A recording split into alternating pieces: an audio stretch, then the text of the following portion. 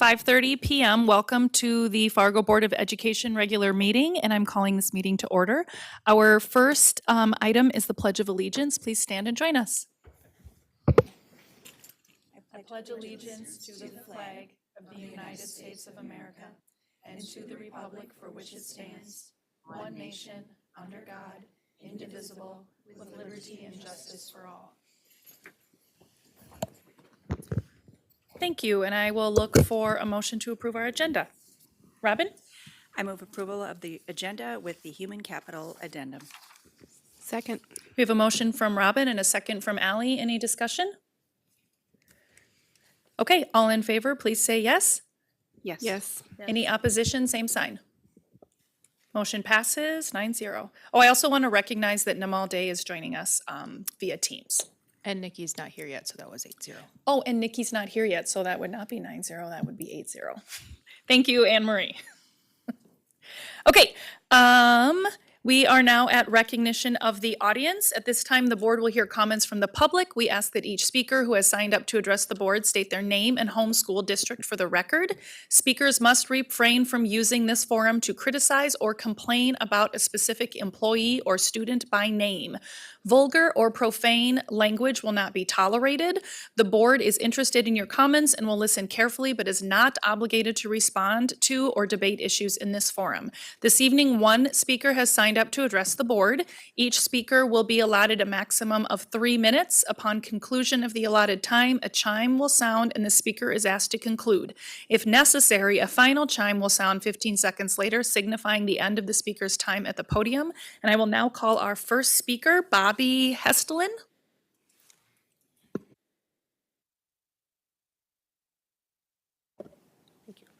Hi, my name is Bobby Hestelin, and I have a daughter that is a senior at Fargo South. I have been made aware that there are potential changes coming to the music programs. My daughter has been singing in the choir since she was in elementary school at Lewis and Clark. At Carl Ben, she was in the regular choir along with the Treblemakers. Upon moving to South, she was a part of the Bruin Singers and Bella Orsa Voce, also known as BOV. Both Treblemakers and Bruin Singers are groups outside of school hours where kids come in before school, and BOV is a second class during the normal school day. This is just a small example of the dedication these young people have to their music passion. These students love music. It also shows the dedication our teachers have towards the music programs and the education of these young people. During her time in choir, not only has her own singing grown, she has gained confidence, expanded leadership and mentor skills, and learned to appreciate a wide variety of music. Please don't make any changes to the music program that will inhibit these kids from finding a creative outlet for developing their passion. Thank you. Thank you for your comments, Bobby. Next, this takes us to reports, and so we have Ms. Haugen Christensen here.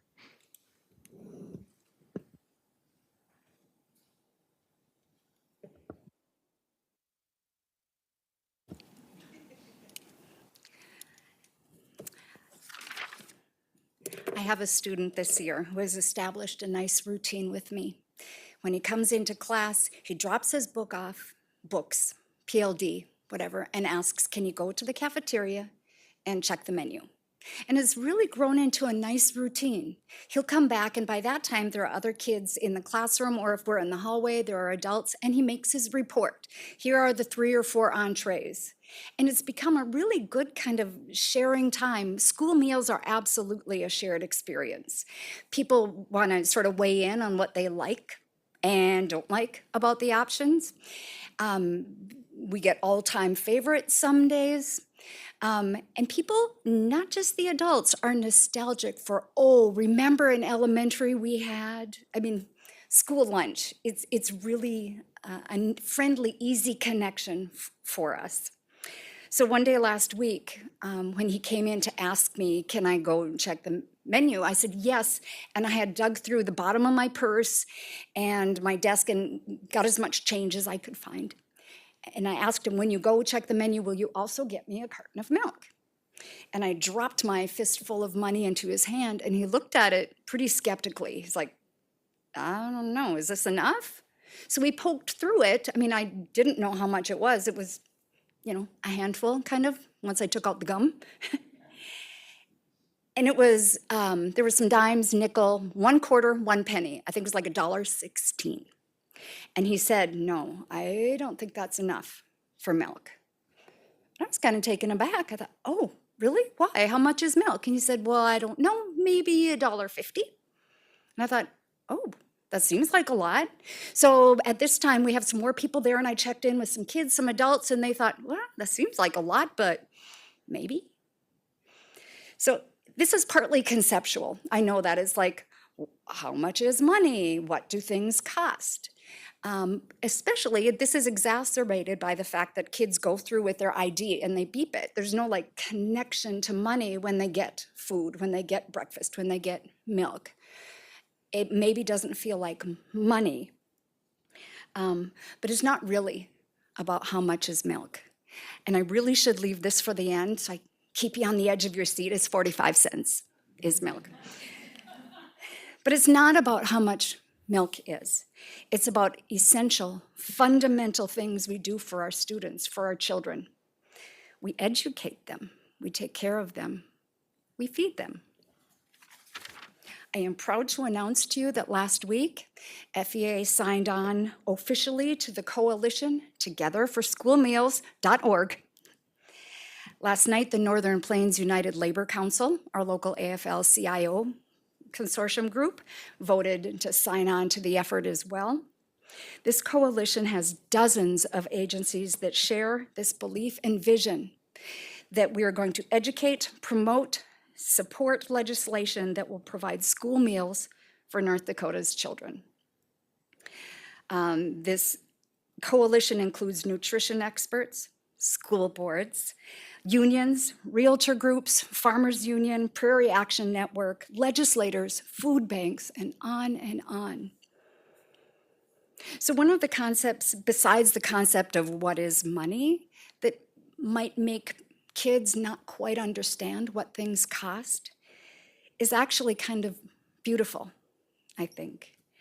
What if it is that they still have the trust that grown-ups will take care of their fundamental, essential needs? This is not entitlement. This is faith in grown-ups taking care of them. Maybe they haven't yet had to poke through a handful of dimes to see, is there enough for breakfast? Can I get a carton of milk today? Now, who wouldn't want to be part of earning that trust? Thank you very much. Next, we have our administration report. Dr. Gandhi, do you have anything to share with us? Nothing to offer today, just that we had worked with governance. Since we only have one board meeting this December, we will not be providing strategic plan reflections until January. Okay, sounds good. And then we have Rob joining us via Teams for an enrollment projections presentation. Go ahead, Rob, we're ready for you. You bet. Let me share my screen and then we'll get rolling on this. All right, good evening. Rob Schwartz with RSP. Pleasure to be with you this evening. I'm glad I'm not in -3 degrees. But let me talk to you a little bit about what's going on in your district. This is kind of a status update, or think of this as the state of enrollment in your district. We do this each year for your district, so you are pretty familiar with what we're going to be providing you this evening. The full report has all sorts of information. I'm just covering things at a high level over the next 10 minutes. The report itself is broken out into different parts. So if you want to fact find about enrollment, that's in part 1, development is part 2, the projections are part 3, and then some things to think about for next steps are part 4. And of course, there's the key thing I want you to take away with your enrollments, and that this is a good sign. In many districts, we're not seeing this, but a stable to increasing enrollment as we look over the next 5 years. You'll see what that means for each of the grade bands of elementary, middle school, and high school. So some slight gains. All of this is in line with some other things that we're looking at is some capacity challenges. We talked about this last year. Here we've listed off the 4 buildings where we know with the current boundaries provide some challenges with buildings being over capacity. We're also planning for some significant development to again shift into the south part of your district as the flood diversion is finished and more opportunities become available for development on the south side near Davies High School. So in the report, lots of visuals for you to see maps to get context of what's specifically in your district. So starting out with your elementary boundaries, your secondary boundaries, and then obviously we have a feeder system where it's not complete. And so we show you what the percent of students are that are moving through the system based on how that split feeder looks. Everything we are forecasting is down to a geographic planning area that's broken into whether it's single family, multifamily, mobile homes, all that really cool stuff to statistically analyze what change is likely to happen over the next 5 years. We look at building or new building activity different than built out areas because of being new and what that may mean to the attraction of families. Again, lots of variables that we look at. Page 13 helps you understand how some of these variables start to come into play when you look at what's happening in the district as it relates to the projections. I do want to take a moment with live birth data.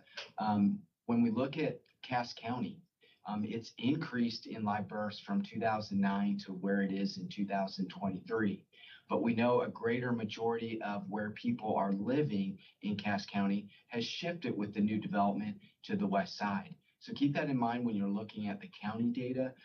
On this table, we're showing what the number of kindergartners are 5 years later. And then where you see the colors in the columns of green and orange, that gives a range based on that market share that we have from previous years. So starting to get at what that kindergarten could be. We also looked at what's happening with the total population of persons under the age of 5 to get a sense of, is there something happening as we've seen in some other districts where that population is significantly decreasing. What you see here in this table is it's remaining pretty stable. We've looked at your enrollment by grade, so this goes back to 13-14. What I want you guys to focus on is really this cohort change on page 17. This really gets at the fluidity of enrollment that's either during the year of changes from the past year, or when we look up the columns on what's happening historically as those students cohort forward each year. This gets at some of the dynamics of why people are moving into the community and how transient the community may be as they move around to different parts of the state or out of your state altogether. We also are tracking how students move through the buildings through this intra-district transfers. So I look at the buildings on the left, I follow them through to the right. I can see what buildings, based on their address, are they actually attending. If you come down the column, we can see the inflow of students to each of those buildings, getting you that net change. This is pretty typical changes that we see based on some of the programming that is available or not available, or some of the students' addresses having multiple addresses for that guardian that's in charge of them. We've looked at migration. We're showing you 3 years of data for each of the grade bands of elementary, middle school, and high school. Again, just illustrating there's a lot of movement of students, whether they're leaving the district from the previous year, which is the green columns, versus the orange columns where they're new to the district. So overall, this year, we saw a net increase. Previous 2 years, we saw a decrease. We showed this by building for this current school year, so you get a sense of how much change is happening in each of these buildings. And so, again, this is pretty typical of what we would see in a district your size. We've also analyzed into the projections students that don't reside in your district that are coming into your system. We'll go back to that 2020-21 school year. We had almost 250 of students that fit this classification. And you can see over the last 3 years, it's been just about 200 students each year. You can see most of them are predominantly in the West Fargo area. With other visuals so you can understand the change that's happening with those planning areas where green represents a decrease, orange represents an increase. So again, getting a sense of how these populations are moving. This particular map shows you a total K-12 change. We also like to understand where the density of students are. And the red represents the greatest density. And you can see we have some clusters at several places. Ed Clapp would be one example. So where we're seeing the greatest density, it's in that darker red. Page 25 gets at some of the observations, conclusions. You guys can review that. Part 2 with development. The one thing I wanted to help you guys understand is with the decennial census, something that's unique to your district from all the studies that we've been doing this fall is the decennial census update has you increasing in persons moving into your district greater than it was prior to 2020. So you can see that jump, and that's why we put in there the new decennial census. The blue line represents the number of buildings that have certificate of occupancies. This gets updated here in a little bit. So this current year will go up probably closer to 400. The red line represents our student change. Really what I'm trying to understand here is as we see population, total population changing, is it impacted by the new building activity or demographic shifts? And then how is that correlating to what we see for our enrollment? Was a clear takeaway, the type of families or households moving into your district may start to be tracking toward what we're seeing with millennials and Gen Zs, where they may be waiting longer to have children and having fewer children. So these are some of those demographics that we're trying to better understand as it relates to different parts of your district and different values of homes, different type of housing. Again, other demographic stuff to really start digging in who are the type of people that live in your community and breaking it down by some of these different demographics with generations and type of housing. I'll spend a little time here on page 30. This is a good way of looking at your entire district with the different housing product available. So the red portions of or the orange portions of bars are single family units. The green parts of the bars are multifamily, and the blue parts of the bar are mobile homes. And so you can see in past years, we saw a lot more kids for every 100 units in mobile homes than we saw even in single family. But over the last 4 or 5 years, we've seen the single family unit production being greater than what we see in any of the other housing types. And that is probably more typical of what we see, but it also illustrates that mobile homes can change quite quickly with that type of housing. We have a breakdown of what this looks like by each of the buildings and how that relates to the bottom row of your district average. Here we're focusing on K-5 enrollment and what this means for every 100 single family units. We do the same thing with multifamily. Key thing is both of these have declined a little bit over time in spite of with single family, we built about 2,200 units from 2015-16 to present, and we built over 4,100 multifamily units. So a lot of new developments, but yield rating a little bit less than what we saw almost 10 years ago. Again, you see the same thing with the mobile homes. Again, just having the data help tell us some stories.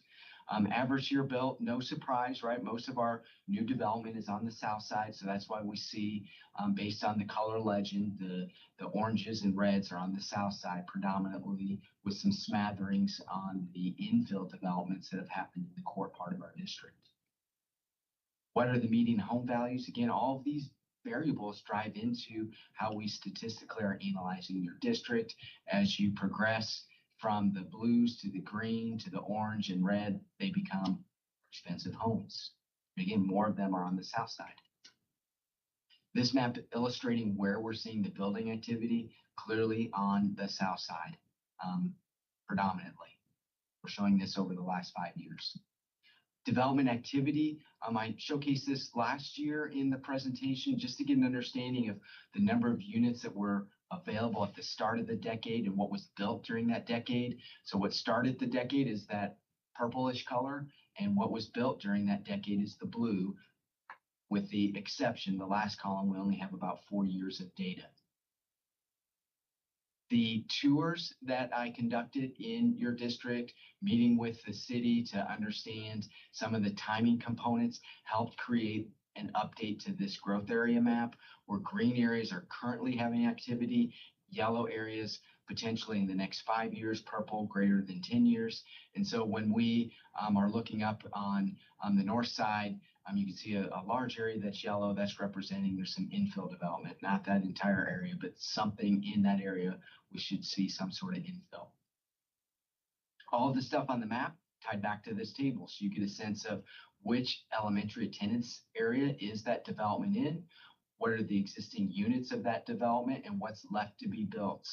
And so we have a sense of the number of units that are currently available, about 1,000 left to be built. Those in the next 5 years, another roughly 1,100. And then as we get out to 10 years, quite a bit less, closer to 400. This changes based on who owns the land and the ability, desire for them to develop. Breaking all that information out by where we're seeing the predominant amount of development potential. You see Kennedy has the greatest amount for current and in the next 5 years, followed by Bennett and Centennial. And of course, Horace Mann is right there, not too far behind. Again, more census data to understand who's our workforce, some different economic opportunities that are happening that will drive employment, drive people wanting to live in the district. Some pretty exciting things that are happening. It's the flood diversion that's really the big driving factor for what we can see on our south side. And so again, other comments on here, page 43, we'll jump into the projections.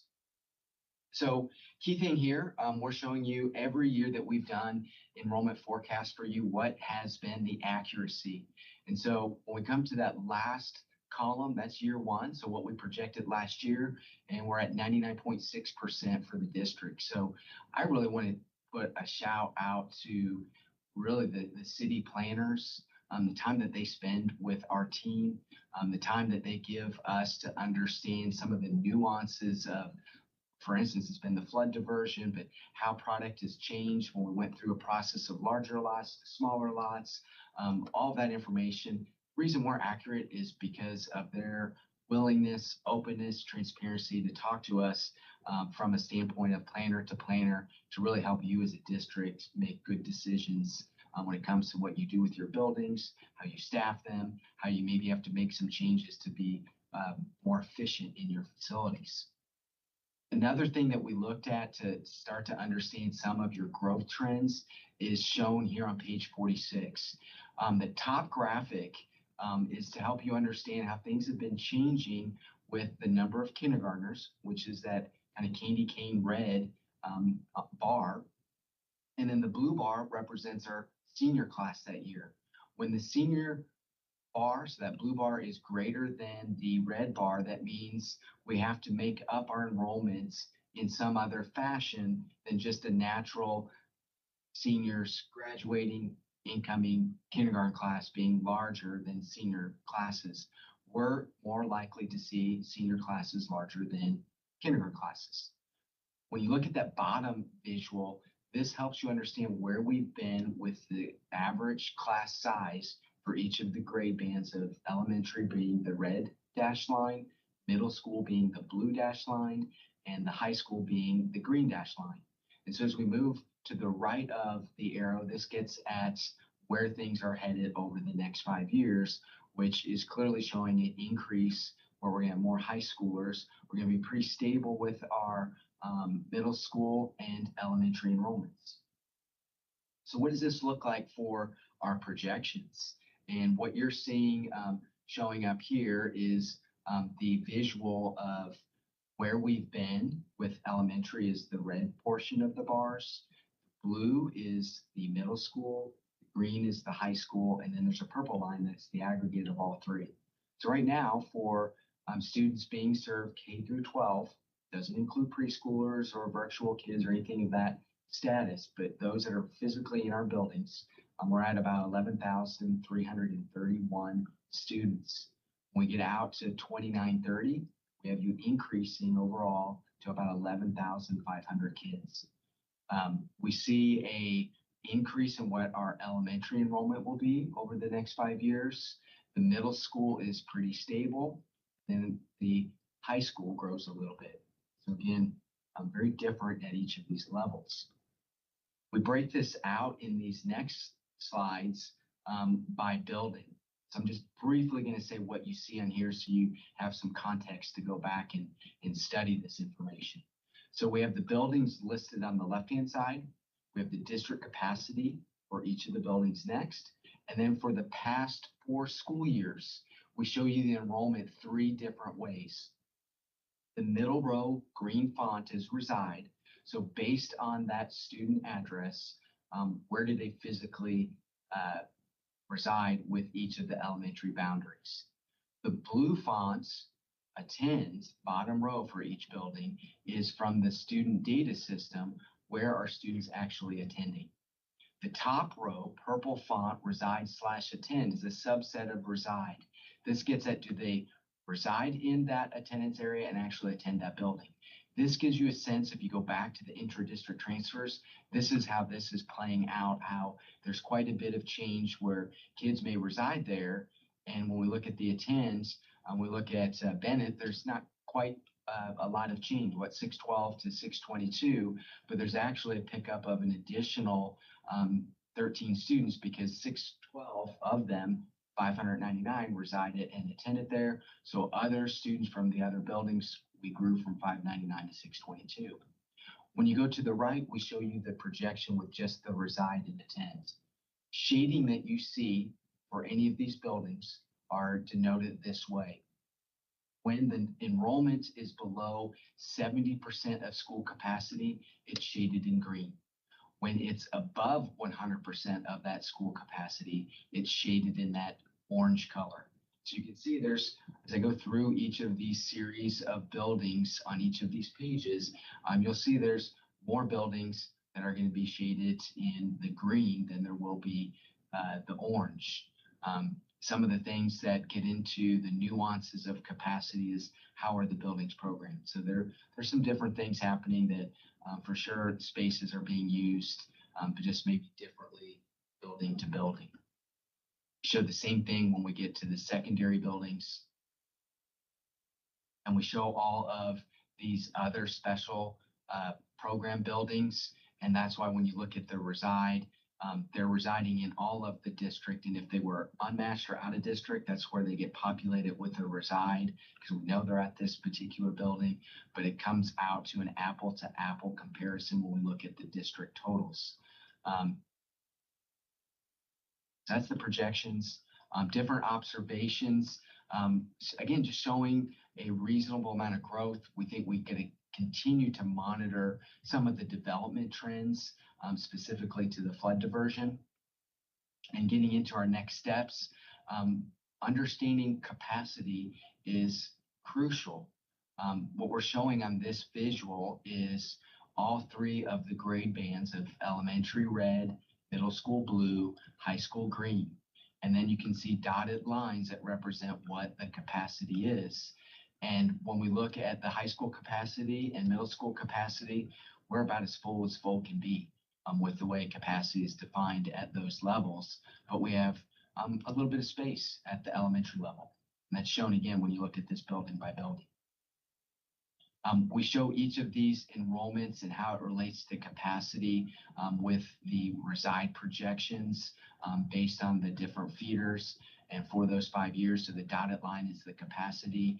The solid color of the column represents that projected enrollment reside for the next 5 years. So again, you'll see that for Davies, for South High School, and for North High School. Really, next steps is just to integrate this into your planning efforts of how you staff your buildings, how you plan for what needs to occur with buildings, and if there needs to be any adjustments or plans made for the secondary, using this data to help in making some of those decisions. I'll stop here, hand it back all for questions that you guys may have, and I can answer them. I'll make that available tonight. Thank you, Rob. I really appreciate that. Do we have any questions from the board? Allie? Just I see a lot about like new buildings and new growth. How do you guys factor in our older neighborhoods, like houses changing over? So take it like an elderly couple moves into a nursing home and then a young family comes in. How is that factored into these capacity forecast? Yeah, good question. And the key thing is how we do that. I'm gonna make your eyes kind of flash a little bit. I'm gonna go back to one particular slide. Because again, everything is based on some of the data sets. So what we're looking at each of the planning areas is what is changing over time. And so simply stated statistically, what's showing here on page 12, we're looking at an aggregate of variables that range from the value of homes or what the rent rate is, because we have a lot of apartments opportunities where people live. We're looking at the age of that inventory.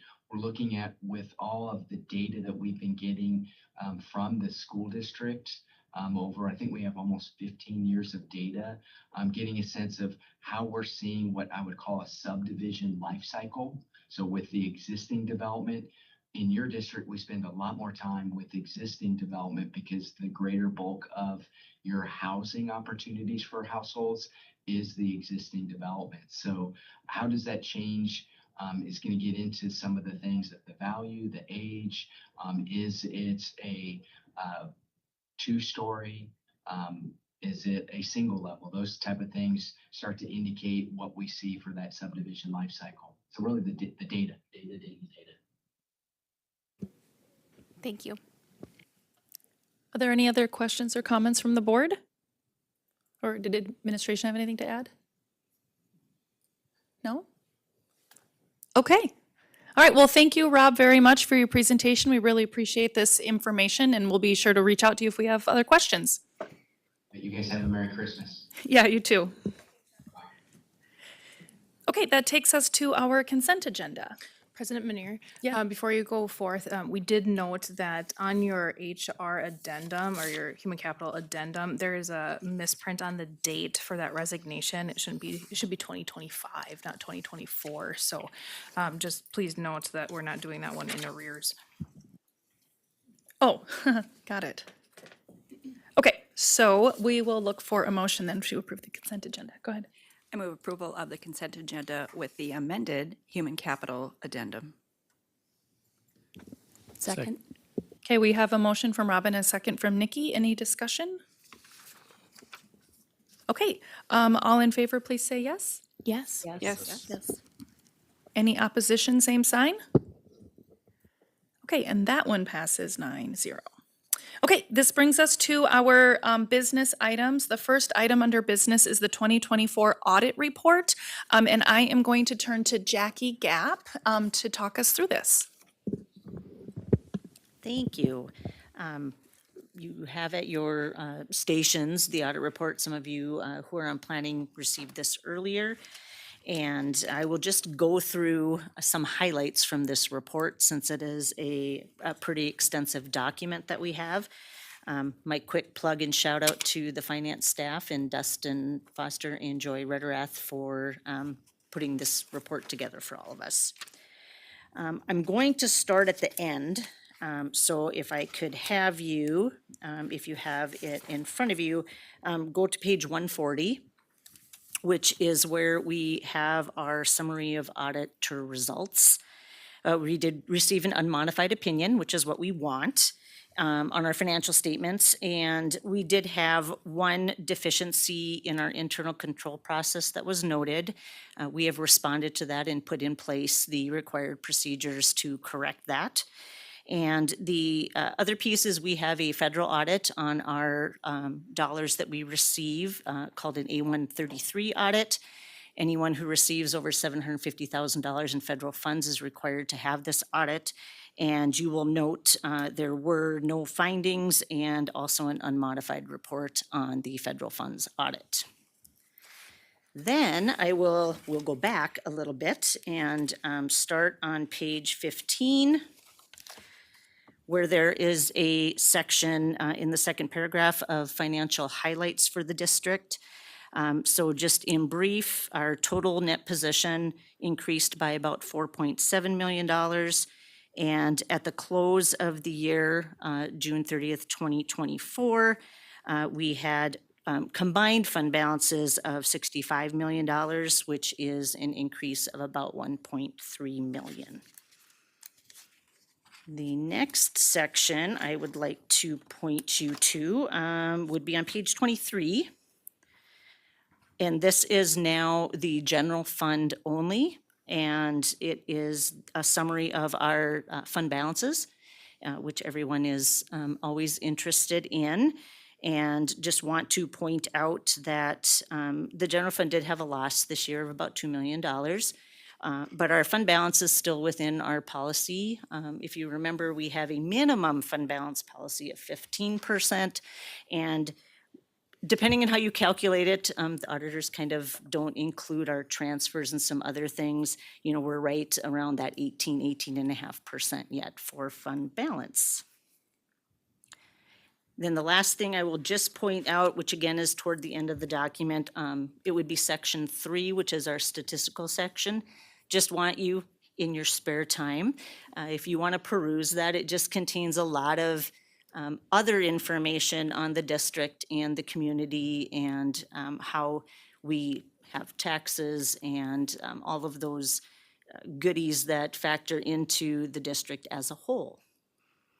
And with that, I will turn it over if there are any questions. Great. I think in order to take questions or have discussion, it'd be a good idea to get a motion here.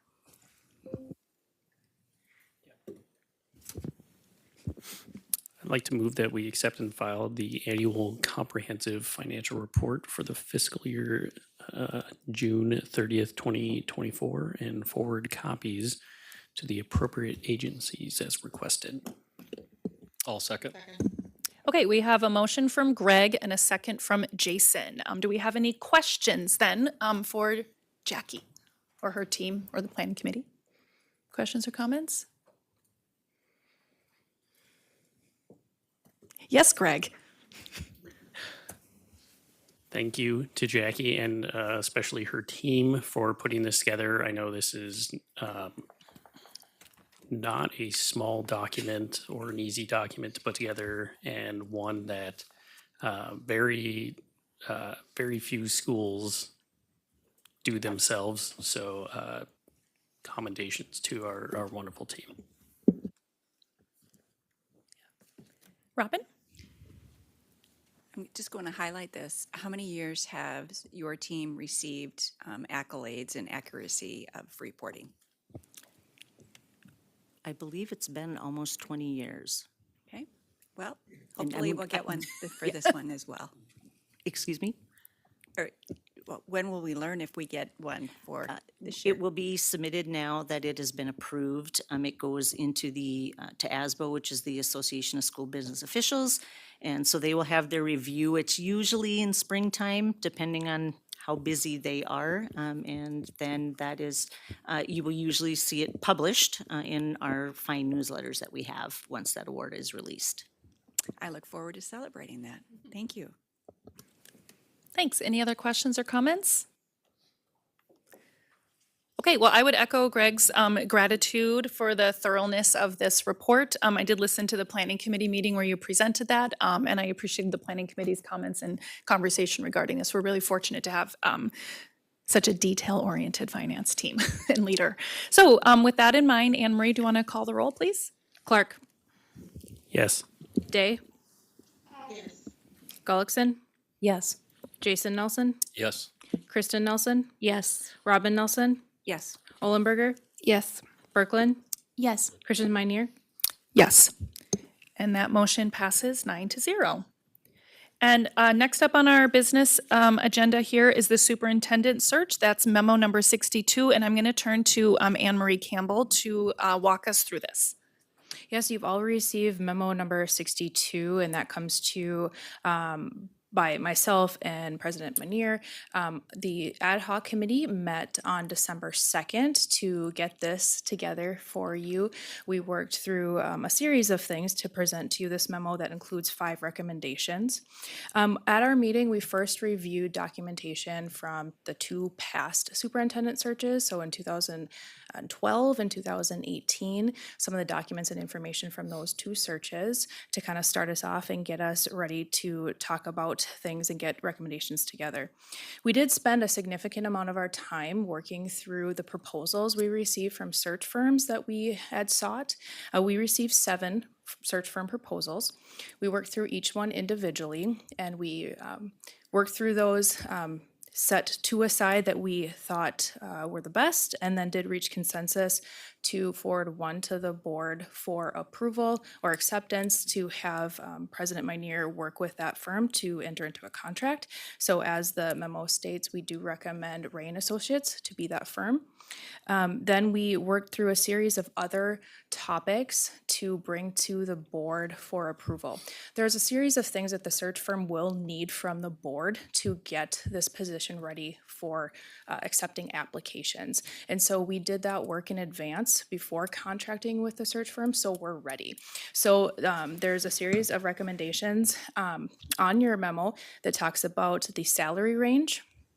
There's another one that talks about the qualifications that you would look for applicants to be eligible for the position, and then also preferred qualities and characteristics for the position that you guys would be looking for, those applicants. So there's 3 recommendations on those topics there as well. Our meeting lasted an hour and a half. It was a good, solid meeting, but we didn't get through everything. We wanted to work a little bit on the interview process, and so we ran out of time. And so we would look for direction to keep working on that for the board. So there is a recommendation to direct the ad hoc committee to keep working and work through the process to prep for those interviews. You know, those are a few months down the road, so we have some time there, but we'd be looking to be directed to prep that for the board, and then we can seek some input from board members on that process as well, but we'd look to keep working in the future. So memo 62 is before you. Happy to answer any questions, but President Manier, I think you wanted to walk through some of those recommendations. Yeah, sure. So as you can see in the memo, we have 5 recommendations, so we'll just go through each one. So the first one is granting permission so we can move forward with a contract with Ray and Associates. I will share from our ad hoc committee, like Anne Marie said, they basically made our top 2, and we selected this one. They seemed to have a more thorough background and screening process than some of the other firms. They also have historical experience with our district, and their price was very, very competitive with everything else. And hopefully, if this motion passes, then we'll have that ability to even kind of negotiate and finalize that a little bit better. So with that in mind, I'll look for a motion. Robin? I'd like to make a motion to select Ray and Associates as the firm to contract with for the superintendent search process, easy for me to say, and direct President Christian Manier to negotiate and finalize the contract and timeline for the search accordingly. And I'll second that. Okay, so we have a motion from Robin and a second from Nikki. So this is time now for the board to ask questions about recommendation 1 here. Does anyone have any questions or comments? Allie? Quick question. What was the other one that you guys were comparing it against? I thought that might come up, and McPherson and Jacobson. McPherson and Jacobson. Okay. Yes, Greg? At any point, did we seriously consider not hiring? Yeah, so we did actually talk about that a little bit as an ad hoc committee. And I personally would like to move forward with the hiring of a search firm for 2 reasons. First of all, a search firm is going to be able to get basically the posting out and have a much bigger, broader reach, a nationwide reach. And I think for this scope and this position, we want that out of a search firm. The other reason is if we do this internally, then it falls within our human capital department and our communications department. And I think the truth of the matter is they already all have full-time jobs that don't include a superintendent search on their plates year to year. So for those two reasons, that's why I would like to move forward with this search firm. Other questions or comments? Yes, Robin? Historically, this will be the fifth search that I've been involved in, and we hired two. We hired two superintendents that were from across the country and two that were local or in state. So it really makes it, it's kind of a horse apiece, but I would support this motion because we owe our community and our students to do the due diligence to get the best person for the position. Other questions or comments? Okay, Anne Marie, do you want to do a roll call, please? Day. Yes. Gullickson. Yes. Jason Nelson. Yes. Kristen Nelson. Yes. Robin Nelson. Yes. Olenberger. Yes. Berkland. Oh, sorry. Yes. Clark. Yes. Christensen Minor. Yes, and that motion passes 9-0. Okay, the next recommendation you'll see is to approve a salary range for the position. As Anne Marie mentioned earlier, that a search firm is going to want to know some details from us, some information that can be posted and shared with interested candidates. For this particular recommendation here, we looked at the surrounding districts in this region and in our state and looked at districts of a similar size. And this is what we came up with. It would be a competitive salary based on what else is happening here in this region. So just obviously a couple things to point out is the salary will vary greatly based on who we end up giving the job to. So if we offer this to somebody who has no superintendent experience, it's going to be on the lower end. If we offer it to somebody who comes to us with maybe 10 years of very successful experience, that's going to be a different salary. So this is what we're proposing as the range. Obviously, when we get to that point in the process, we as a board will have further discussion into the exact amount that would be proposed to that person. So I'll look for another motion. We're going to do this a lot tonight. Melissa? Sure. I move that we approve a salary range for the position of superintendent to be included in all advertisements as the following. The Fargo School Board is prepared to offer a competitive salary and comprehensive benefit package, including an expense allowance. The base salary will be in the range of $210,000 to $235,000. However, the final salary for the successful candidate will be negotiated and determined based upon proven experience and qualifications. Second. Okay, so we have a motion from Melissa and a second from Kristen. Any questions or comments from the board? Yes, Allie? Me again.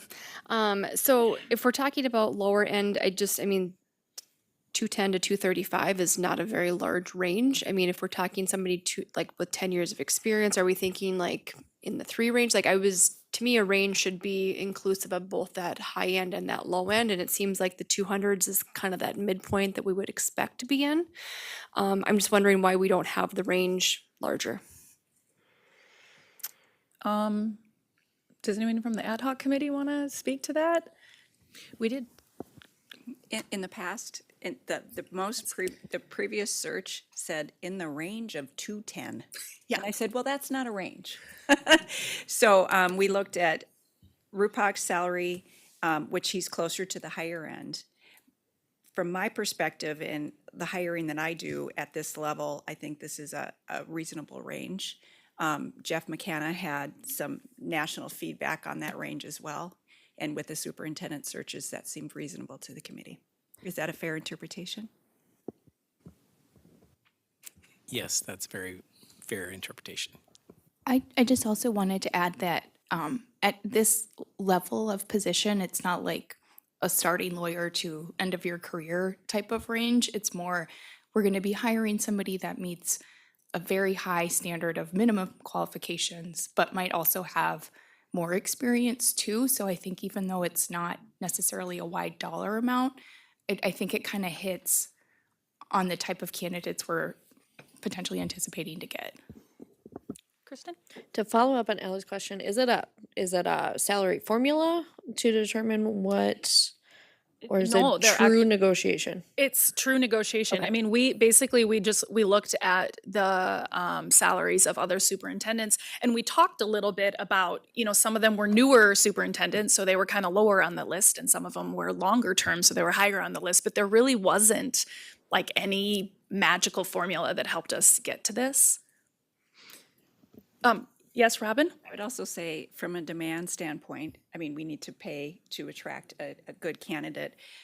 Williston's paid their superintendent that's exiting $285,000. And the reason because of that is because it was difficult for them to attract somebody, especially due to the controversy that's out in the western part of the state.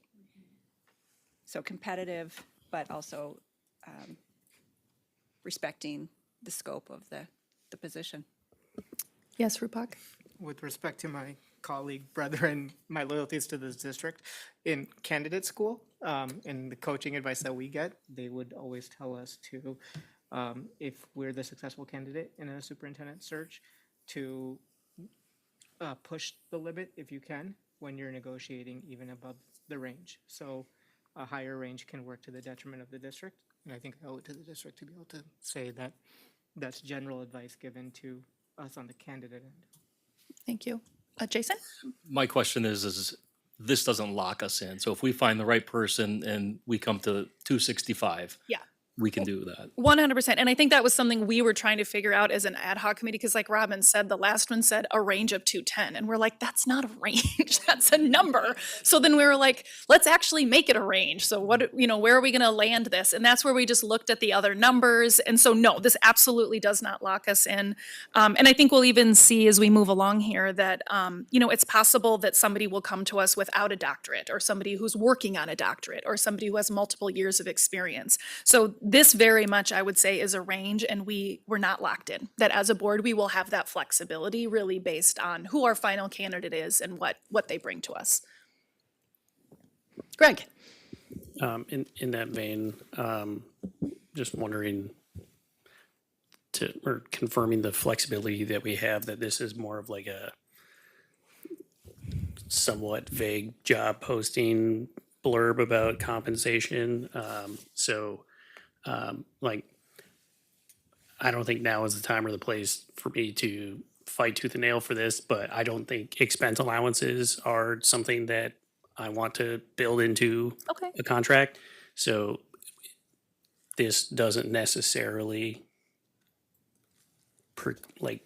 make us have to provide expense. I promise you allowances. it does not. It doesn't say that anywhere Perfect. in here. No.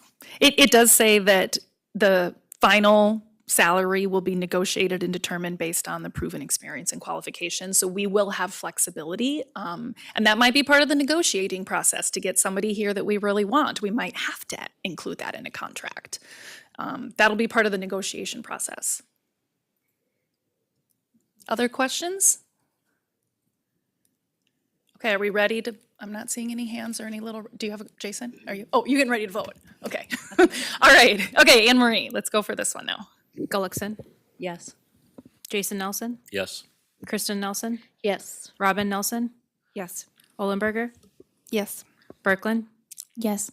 Clark, Yes. Day, Yes. Christensen Meinier. Yes, motion passes 9-0. Okay, and then the next one is pretty straightforward. This is just basically how we would want to list the requirements of the position. I did want to point out that we said a doctorate is preferred, but we certainly don't want to make that a requirement, because that could have a pretty severe limit on the candidates that we get. So I'll look for a motion for this one. Robin? I move that we approve the requirements for the position of superintendent to be listed as the following. The successful candidate must have or be qualified to obtain a superintendent certification in North Dakota and demonstrated visionary leadership in a school district. A doctorate degree from an accredited university in educational leadership or related field is preferred. Prior successful experience as a superintendent is preferred. Second. Okay, we have a motion from Robin and a second from Greg. Questions? Comments? Going once? Are we good? Okay, Anne Marie. Jason Nelson, Yes. Kristen Nelson, Yes. Robin Nelson, Yes. Olenberger, Yes. Berkland, Yes. Clark, Yes. Day, Yes. Gullickson, Yes. Christensen Meunier, Yes, and that one also passes 9-0. Okay, the next one is about the preferred qualities and characteristics for the position. So you can find that on the page that is attached to this memo here. If you looked through the past materials from the past searches, we did share the qualities and characteristics that we want to find. So as an ad hoc committee, I will share with you that we made some minor changes, but for the most part, this is really quite similar to what it has been in the past. I'm very open to a conversation with this. I do want to just maybe comment that we don't go down a rabbit hole with wordsmithing because we could probably spend like 4 hours doing that. So please bring your questions to us after we get the motion, but also keep in mind that, unless it's going to have a dramatic change on the outcome, we might not want to get into a wordsmithing game. So I will look for a motion. Sure. I would move to approve the preferred qualities and characteristics of the position of superintendent as presented on the third page of this memo. Second. Okay, motion from Melissa and a second from Nikki. Questions, comments? How do we feel about these qualities and characteristics?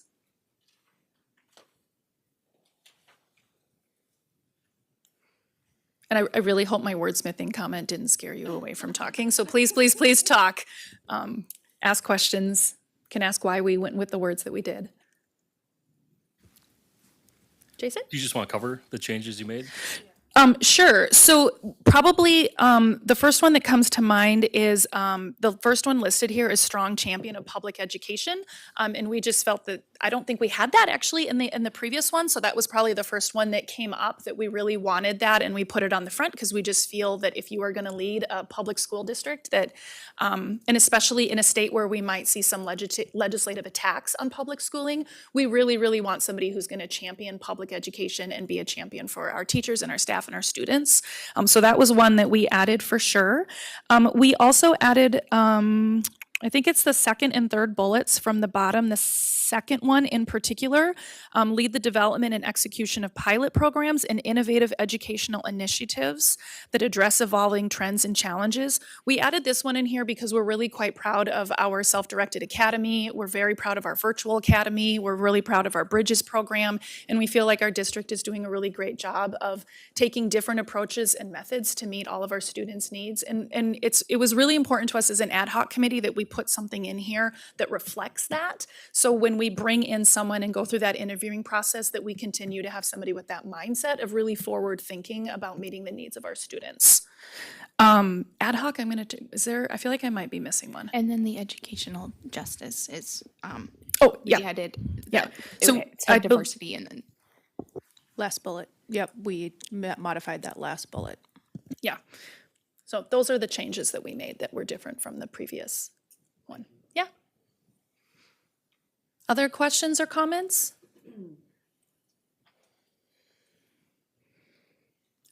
Okay. Oh, are we good? Okay. All right. Let's go ahead and take that vote. Kristen Nelson, Yes. Robin Nelson, Yes. Olenberger, Yes. Berkland, Yes. Clark, Yes. Day, Yes. Gullickson, Yes. Jason Nelson, Yes. Christensen Meunier. Yes. And that one passes 9-0. Okay, and then the last one is just referring to the steps that Anne Marie said we'd like to take moving forward. So I'll look for another motion. Robin? I move that we direct the ad hoc committee to develop the interview process for the superintendent search, including interview schedules, interview questions, and interview groups. Okay, so we got a motion from Robin and a second from Namal. Questions or comments about this one? Allie? A little bit on the interview groups piece. So I know in the past, I think we had said there was 9 different groups. Are we planning to go with those same ones, or can you guys give us a little bit more into what you guys are thinking for that and some of the processes that you're looking at for that? Yeah, so, go ahead. Do you want to? The groups in the past, the board, of course, right? Then a group of administrators, a community group, the cabinet has interviewed with the individual, a community group, a support staff group, and a teacher group were the groups that we've used in the past. And in the past 2 searches, we've also had a time for the media, if they so choose, could meet the individuals. So those are been the groups that have met. We did not even, as ad hoc committee, have a chance to discuss anything on this topic yet because we ran out of time. So we didn't chat about it at all. And if I remember correctly, in our board packet at the last meeting, all of that information was shared. So if this motion is approved, if you have comments or questions or concerns or suggestions, please, I would say email me, reach out to me, or reach out to Anne Marie. And so then we can add that to discuss when we move forward with this conversation. And then similar to this meeting, we would bring it here. And if there are changes that need to be made, we would discuss that as a board. Greg. How strong of a partner would we expect our newly approved Ray and Associates to be able to partner with us in developing this part? Yeah, Anne Marie, do you want to take that since you've worked with them in the past? So they'd work with us on that and they give recommendations on groups that you could form, but the formation of those groups really falls back on the district, right? So, I mean, they're not putting those groups together, soliciting the teachers or support staff members to be on those committees. Those really do fall to the district to facilitate. So you're looking at the gal that would be supporting you in that and with the committees and this board's help, right, of determining what groups, like for that community group. And last time it was a really strong group. We had representation from a lot of our partnering organizations, the city, the parks, the police department, are the folks that provide childcare in our buildings before and after school, the Greater Fargo Moorhead Economic Development Corporation, some of those groups that we partner with and that our administration works with routinely came in to interview. And then obviously administration, teachers, staff, those are a little more self-explanatory, but that the facilitation of the interviews, the on-site final interviews, is up to the district to put together and for the board to decide. If the board decides don't want to do those different groups, that's up to this group to decide who you want to interview and get feedback from while you are determining who to hire next. Okay, I was to say, so if I'm understanding correctly, Katie, like if we have suggestions on what those groups should be, we should send them to you. Yeah, I would, or send them to Anne Marie as the chair of that committee for sure. Okay. Yep, then we can review that as an ad hoc committee. And if you do look through those board materials, you can see what was done in the past. And so that might help kind of give you an idea of what was done in the past and where we went with that if you want any changes to that type of approach. I can't remember if I sent out to you all who was on each group last time. I just can't recall if I added that, but I can resend that. If I did, I'll just resend it tomorrow. If I did, if you've already looked at it, delete that one. But I'll make sure you see like who was in each of those groups so you can get your head wrapped around at least who we did the last time. Obviously, that doesn't tie us to anything for the future. Okay, yes, Robin. One more thing to add, the PTA represented the paired groups. Other questions or comments about this one? Yes, Jason. Just to thank you for all the work the ad hoc committee is doing, and Anne Marie, it's a lot of work that RUPOC put us in, so appreciate it. Thank you, Jason. Okay, other comments or questions? Okay, let's do a roll call for this one. Robin Nelson, Yes. Olenberger, Yes. Berglund, Yes. Clark, Yes. Day, Yes. Gullickson, Yes. Jason Nelson, Yes. Kristen Nelson, Yes. Kristen Meinier. Yes, and that one also passes 9-0. Okay, thank you very much for your questions and conversation. I think this is obviously a very important task that we get to take on together as a board here moving forward. And that moves us to C under business, joint powers agreement for collective purchasing, and Tara is going to talk us through this one. In front of you, you have memo 63 from Jackie Gap and myself. Essentially what we are requesting is that North Dakota Century Code has specific requirements for the procurement of anything over $50,000. There is an exception to this requirement if the school district enters into a joint powers agreement with other entities and goes forward with a cooperative purchase agreement. What Jackie and I are requesting and suggesting after working with the business managers from across the state is that the Fargo Public School District and other larger school districts within the state enter into a JPA for the cooperative purchase of various items that we have more buying power and can get a better price on if we go through that cooperative purchase and that procurement process as a large entity of school districts. So we would request that you authorize Jackie Gap and myself to negotiate that and then ultimately execute the joint powers agreement once we've finalized it with the other districts. Okay, and so I'll look for a motion. Melissa? I move that we authorize administration to negotiate and the board president to execute a joint powers agreement for cooperative purchasing with the other North Dakota public school districts. Okay, so I have a motion from Melissa and a second from Namal. Any questions? Robin? Is this an annual approval? We have never done this before. It is a new thing that the school district, we are seeking to join other school districts that are doing it already. Okay, Thank you. other questions? Greg? How broad is the, I guess, authority that we're kind of delegating through this memo? Is this, giving administration and the board president the authority to enter into agreements for pretty much anything, or? Yeah, so essentially what we would be requesting is the ability to go through that procurement process as a collective for any items that these groups could buy collaboratively. So we're not limiting the number of items. Please keep in mind that we would be still required to go through that procurement process for anything over $50,000. And we would request that anything over 10,000 still have multiple bids.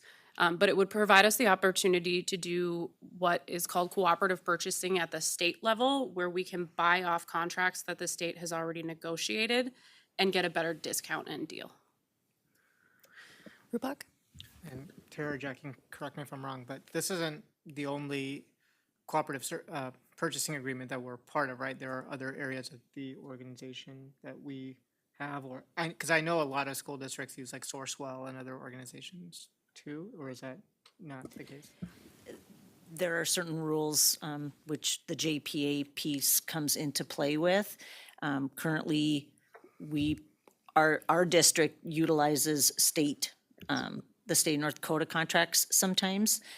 We have limited some of the others. Just a little more background, this is really initiated through the Nutrition Services Department. The other districts, some of the large districts, as Tara mentioned, are already doing this, and we have not been part of that, and Cindy would like to be. The main piece that they're doing right now is really taking its commodity processing, so it's going together with commodities and then soliciting a vendor through the RFP process that can process that commodity into more useful items for schools. And then as we were discussing this with the other districts, they said, well, could we do this for other items as well? And that's why we're kind of just writing it as a unit for cooperative purchasing. More to come on it as we probably go through that process. Okay, other questions? I did have a question along those lines, was could you give us an example? And so like something through Nutrition Services would be an example of how this would be used? Oh, okay. Okay, thanks. Any other questions from the board? Okay, let's go ahead and do a roll call on this one then. Olenberger? Yes. Brooklyn, Yes. Clark, Yes. Day, Yes. Gullickson, Yes. Jason Nelson, Yes. Kristen Nelson, Yes. Robin Nelson, Yes. Christensen Meineer. Yes, and that motion passes 9-0. Okay, that takes us to our board reports. I'm going to start with my committee chairs this evening to share their reports first, and then we'll move to the rest of the board. Nikki, can we start with you? Sure, thank you. CEA will meet Friday, and I don't have much else to report because of the holiday. I will be visiting the Self-Directed Academy tomorrow. Wonderful, thank you. Robin? Do you want committee liaison and correspondence Yeah, as just well? all of your stuff. Okay, I've got a lot, so I'm going to talk Okay. fast. Governmental Affairs Committee met, and we debriefed the legislator info session. Overall, we felt it was good. We set a date for another info session in Bismarck, and that is February 18th, the day after President's Day. Typically, we go down the night before and do a social and then have an info session in the morning. I've already checked with legislators. They don't see anything on the calendar as of yet. I visited with West Fargo School District's President Patty Stedman today, and she will verify that they want to join. They typically do. And then, FEA President Laura mentioned, Fargo Public Schools did sign on the Together for School Meals. I asked the Governmental Affairs Committee their opinion on that, and we got legal advice from Tara, and I think we're good to go. So we as a committee felt that this board would want us to sign on to that. So we are officially signed on to that. I'm seeing a lot of nodding. Statewide press conference on Monday, in fact, at my building, to launch our Together for School Meals effort. Simultaneously, there will be one happening in Bismarck. I attended two chamber legislative events today. The North Dakota Pulse this morning was with a panel of 4 local legislators. Topics connected to K-12 education were obviously property tax relief, not just relief, but reform, caps, which are inevitable, sustainability, which I think is an important part that Senator Sorvog brought up. Putting money into something now, we need to make sure it's sustainable in the future. There are 55 bills currently submitted for North Dakota property tax. The second topic was workforce, and they continue to be very supportive of career academies. Childcare, since that's on our list this year, there are some bills ready to go. I spoke to a couple legislators. Stabilization funding is part of that, and that is to address availability, accessibility, and affordability. And here's just a special note, kind of not related to K-12, but education. The higher ed governance model will be restructured. The legislators were all very firm about that. Right now, we have a chancellor-led model, and I think they're going to look at some more local leadership, so stay tuned. This afternoon, both Rupak and I attended the Cass County Leaders Roundtable, again, another chamber event. And things that were related to us. I've got notes going everywhere here. Really, it would be redundant to bring anything up that wasn't mentioned this morning, but I just thought it would be helpful for you to have some perspective from West Fargo. They are holding another bond referendum on February 17th. As we know, their last one for $147 million failed. So they are going back to the ballot, and they are asking for 3 questions. 3 different buckets, if you will. The first one is the needs that are 0 to 5 years that they need to want approved. That's the big one. And then 6 to 10 years out.